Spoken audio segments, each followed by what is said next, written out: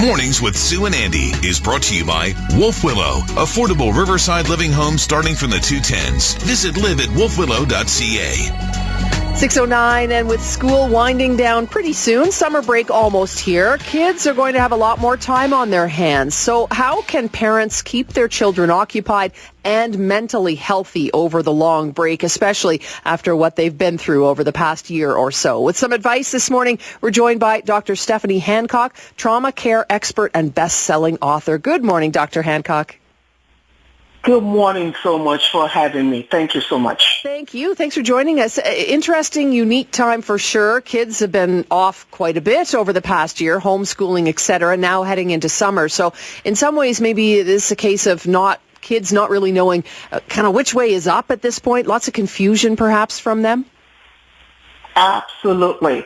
With the pandemic, a lot of the children right now are very bored. Some of them are going through mental illness, such as suicidal ideation, and some are very depressed and anxious. So it's important that we really need to get a handle on it if we are parents right now. What's interesting, Dr. Hancock, is the fact that, generally we celebrate summer. It's a chance to relax and unwind. The kids can, get together with friends, and it seems like time doesn't matter during the summer. But, yeah, they might have a different mindset. So I'm wondering, from a professional standpoint, what sorts of things should we look for in our kids to know that they might be struggling at this time? Oh, my goodness. Thank you for asking that question. A lot of sadness. A lot of kids are staying more in their rooms right now. Yesterday at my clinic, I met with a young lady who said she was extremely bored. And how many of us know that boredom does invite problems at home? So some of them are they're very bored, they're very sad. A lot of them, when you even ask them, they'll tell you that they have racing thoughts, that their thoughts are just racing at the speed of light. Some of them will tell me, well, I don't know how I feel, but at times I just feel like just walking down the street and I wonder if the car hit me, what would happen? Now, those kind of thoughts are not rational. And so we start seeing kids that are having those kind of thoughts, kids that are very irritated, very angry, and just don't want to deal with anything at this point.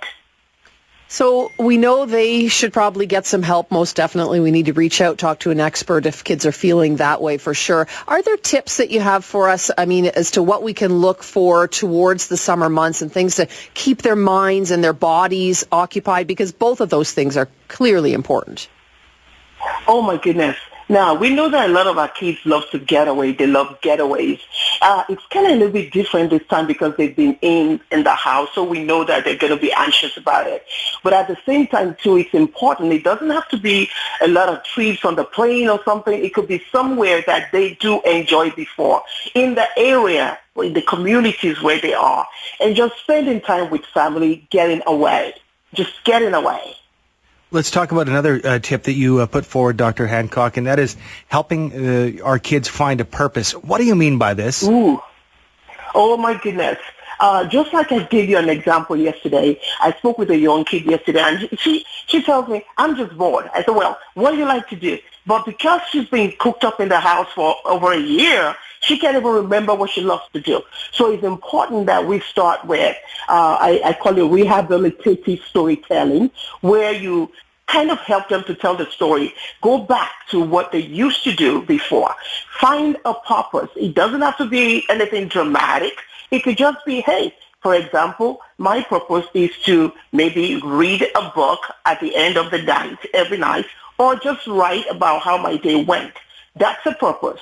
Anything very small, nothing major, find a purpose so that they can attach that summer to that purpose.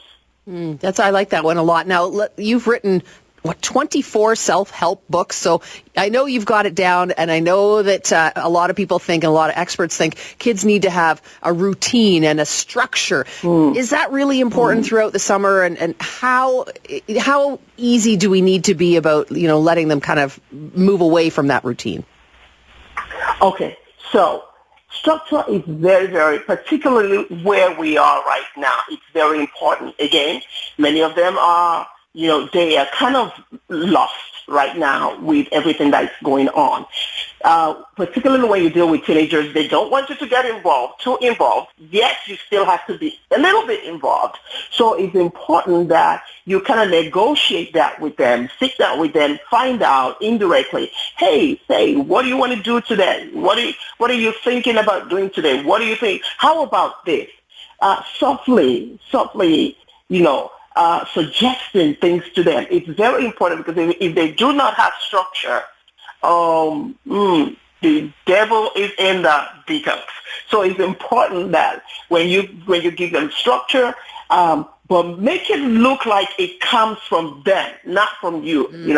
A lot of teenagers don't want to be bothered with their family, and so it's important that you let them know that this is your structure, this is how it looks. But you've got to give them structure. They do want structure in the kind of way, but at the same time, they just don't want you overbearing. Dr. Hancock, we know that our kids, particularly the teens, love their electronics. They love to be online. But you're actually suggesting something that they love, we limit a bit. Why do we want to do that through the summer months? Okay, so there is a lot of things that are going on with our kids already. They are overcharged. Some of the kids that I see right now, they're actually going through disorders like games when they are on games for 10, 15 hours a day. What that does is kind of overstimulate them. And so it's important that, even though we want them to have their devices, we want them to have that, it is important that we kind of set some parameters. For example, if your kid love to be on games or whatever, and you know that at 7 they have dinner, at 8 8:30 they have to be in bed, then at 7 you got to shut it down. Otherwise, what that does is it increases their stress level. They find themselves in the bed just rolling for the next 2, 3, 4 hours. And before you know it, it's time to get up and do something again. So it's important that we kind of monitor the kind of devices that they use, even phones too. And also internet. There's a lot of things going on the internet right now that get them all jazzed up and get them all overly excited to the point of even anxiety. So we've got to really, really talk to our kids about the devices that they're using. Fair enough, and great tips all. Thank you so much for your time this morning, Doctor. Appreciate it. Thank you so much for having me. Bye-bye now. That is Dr. Stephanie Hancock, trauma care expert and best-selling author.